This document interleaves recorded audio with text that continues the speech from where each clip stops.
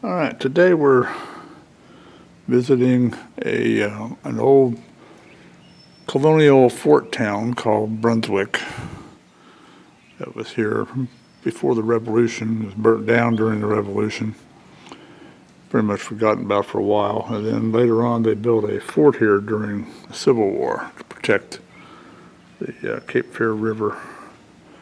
Anyway, Brunswick was a seaport town, because at that time the seagoing vessels couldn't get to Wilmington, but they could get here. So this was a major shipping center back during the colonial days. British burned it down during the Revolutionary War. People all left.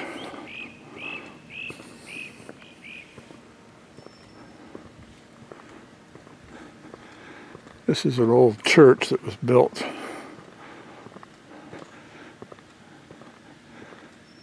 but again it was burnt down.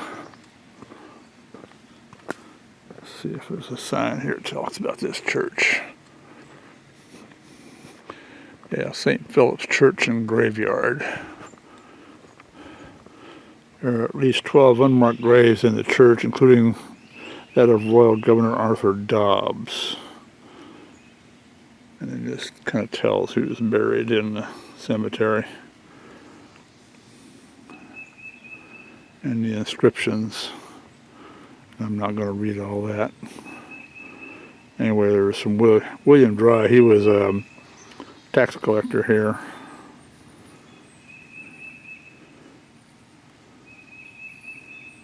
Names of the people that are buried over here in this cemetery.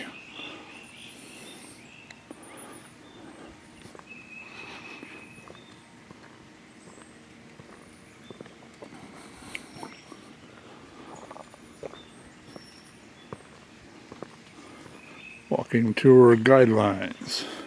Stay on the trail. Okay, this is St. Philip's Church.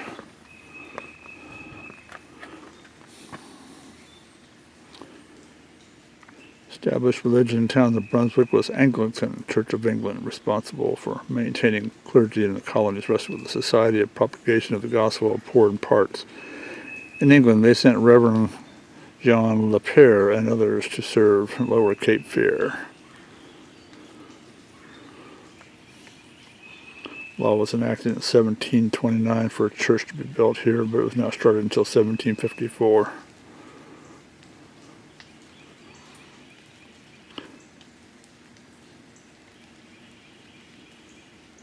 By 1760, the church was almost complete when lightning struck the roof and it collapsed. It was finally completed in 1768. And of course, 10 years later, the British burned it down during the Civil War, or during the Revolutionary War. But anyway, the structure is still here. And I've been walking around this old port town called Brunswick. This was the local Holiday Inn Express in its day.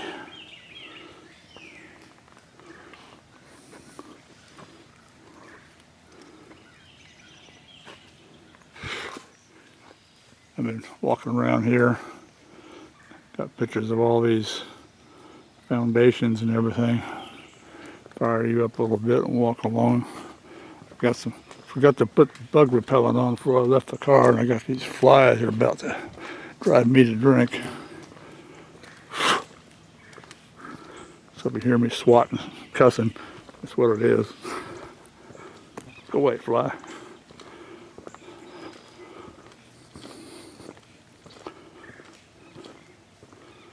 Keep forgetting I'm not in Colorado. Don't need bug repellent in Colorado. I sure do out here. Now, I usually put it on when I go out walking around like this, but I just forgot this morning.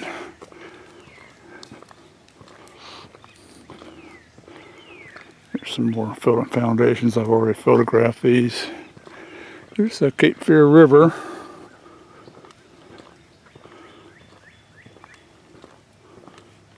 And we're, I don't know, 15 miles south of Wilmington.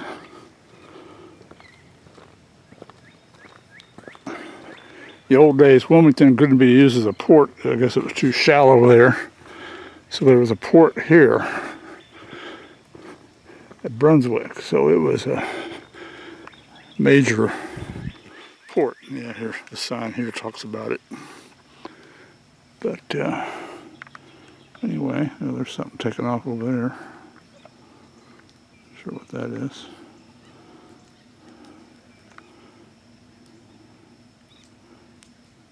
Cape Fear River.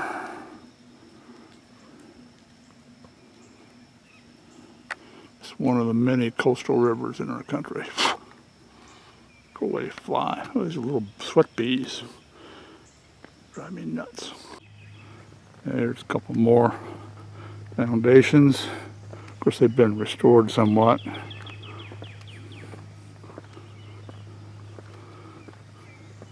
This was a Leach Jobson house.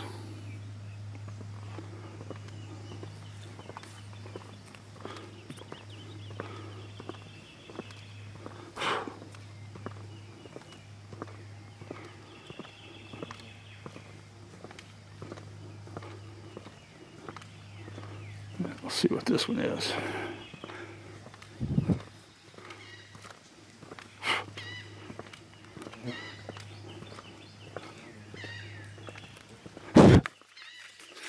This is the James Espy house.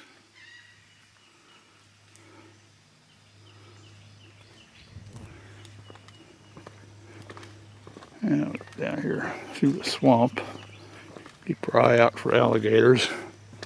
They are around here. Stopped at a little gas station to get out of the rain a while ago, and a guy was telling me where the alligators were at. Be aware of wildlife.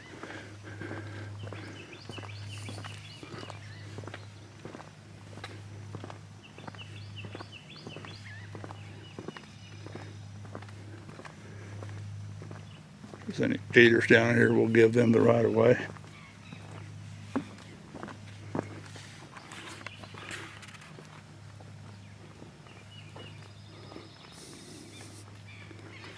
I guess it's a $90,000 fine if you kill one of them. We're definitely in the swamp.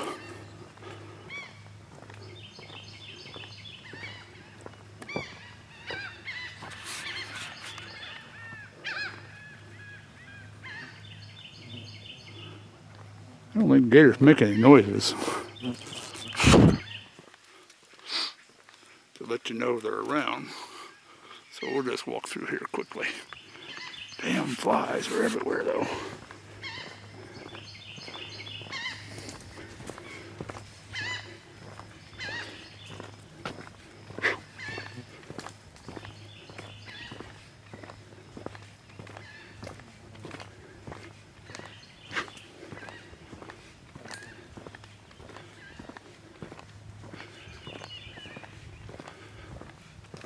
Running through the jungle. What's the name of that song? Run Through the Jungle. Who was that? CCR or Duran Duran? Can't remember. There's a sign over there on that, but I'm not going to wade through the mud to go see what it says. Just another old foundation.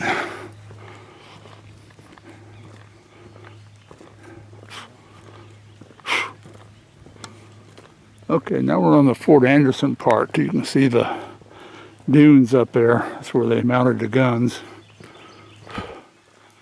to protect the coast here. Damn.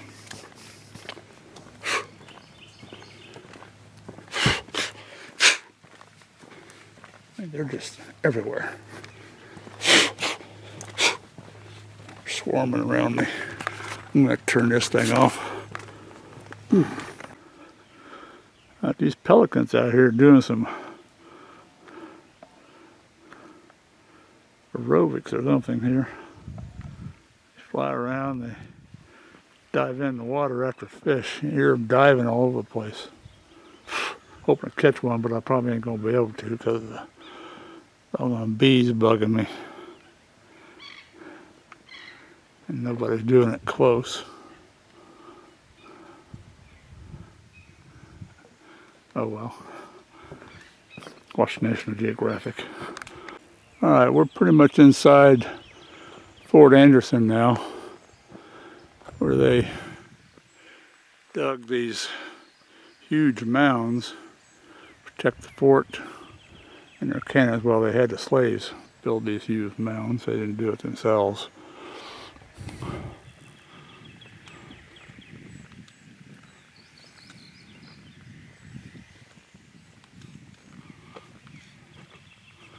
Let's see what the signs say here.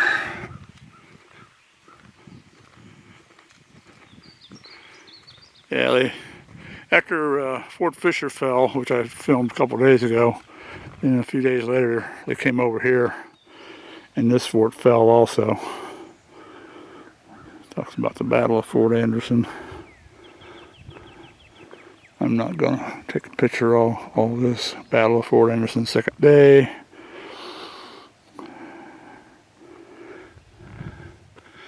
And then the third and final day. So it took them 3 days to take this fort.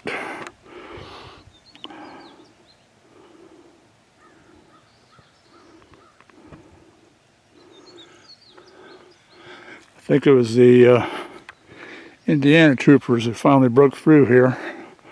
I was reading somewhere they captured the flag. It was presented to the commander of the Indiana group.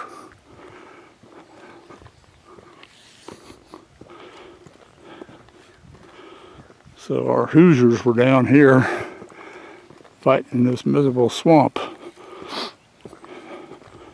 I don't know how they could aim their rifles, all them damn bugs down here.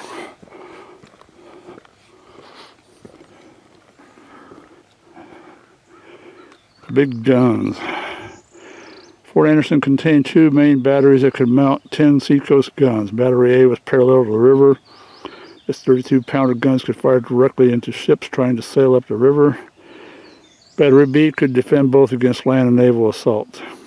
Fort's 9 smoothbore 32-pounders had a maximum effective range of 1,922 yards, or just over a mile. The 2 rifled cannons had a slightly longer range and better accuracy. The Confederate Ordnance Manual of 1863 stated that a solid shot from a 32-pounder could penetrate 26 inches of oak at 1,000 yards. And 12 inches at 2,000 yards. And there's what they look like.